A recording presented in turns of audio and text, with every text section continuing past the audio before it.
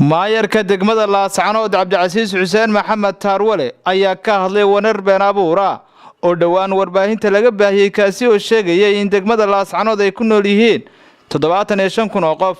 haddaba maayarka degmada Laascaanood xilli uu khudbad ka jeedinayay mid ka mid ah jaamacadaha magaalada Laascaanood ee arday ka qalin jabinaysay ayaa sheegay inay tahay tirada rasmiga ah ee ku nool magaalada Laascaanood 300 oo kun oo qof. waxaan doonayaa inaan halka ka soxo warbixin dhawaan nin dhalinyaro ah oo meel uu nagigi meena garanayn uu halkan Laascaanood ka soo bandhigay in magaalada Laascaanood 75,000 ay ku nooshahay. waxaan leeyahay warbixintaasi waa mid malaawaala waa mid xaqiiqada ka fog. ana gudoomiyii deegaanka ahna duqi magaalada hadda maraba carabka ku adkeeyo magaalada 300,000 oo qof baa ku nool.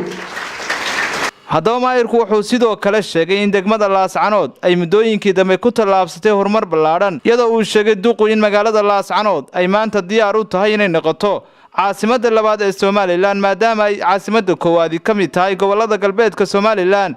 magaalada Laascaanoodna ay ku taalla bariga Soomaaliland.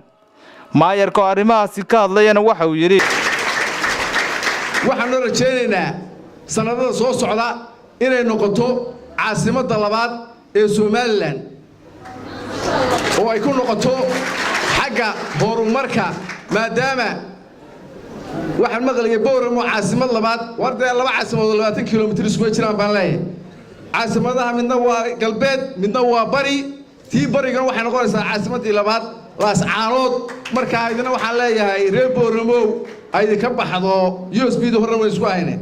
duqa degmada Laascaanood ayaa sidoo kale hambalyo u diray xogayaha fulinta dawladda hoose ee degmada Laascaanood oo maanta ka qalin jabiyay mid ka mid ah jaamacadaha magaalada Laascaanood. waxaan kaloo u hambalyeeyaa oo halkan yar farxad labaad noo ah in maanta ardaydan qalin jabinaysa uu ka mid yahay xogayaha dawladda hoose ee degmada Laascaanood. waa Maxamuud Aadan Askar Maxamuud Guray TV-ga caalamiga ee Saab magaalada Laascaanood.